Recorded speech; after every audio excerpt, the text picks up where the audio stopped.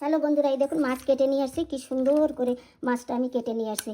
এখন আমি সুন্দর করে মশলা মাখাবো।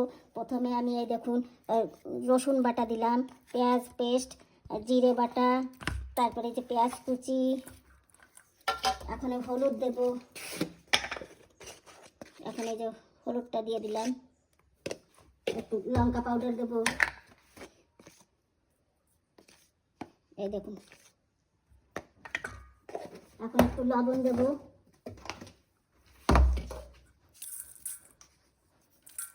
এখন এখন তেল দিয়ে সুন্দর করে মেখে নেব মাছটাকে। মেখে পাতায় সুন্দর করে সাজিয়ে দেবো মাছটাকে। যত ভালো মাখা হবে তত ভালো টেস্ট হবে। যত মাখা ভালো হবে তত খেতে তত টেস্ট। একটু তেল মাখিয়ে তারপর পাতাটা একটু ছেঁকে নিতে হয়, পাতাটা না নরম থাকবে। এবারে সুন্দর করে সেট করে দেওয়া হচ্ছে, এবারে মাছটা সাজিয়ে দেওয়া হচ্ছে সুন্দর করে।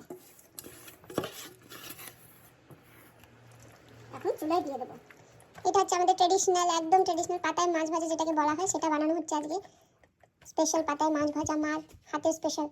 তো বন্ধুরা, এখন এরপরে যখন পার্টি করা হবে আবার নতুন করে দেখানো হবে যে কীভাবে এই মাছটাকে পাতার সাহায্যেই আমরা আবার পার্টি করবো। এটাকে এখন ঢেকে দিচ্ছি মাছটাকে।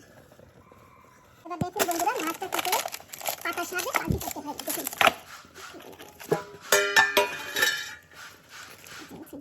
এই তো পাতা একদম পাল্টি হয়ে গেছে, কত সুন্দর দেখতে লাগছে। আবার এবারে আরেক সাইড হওয়ার জন্য দিয়ে দিলাম। দেখুন কেমন সুন্দর কালারটা এসেছে, কি সুস্বাদু লাগছে দেখতে।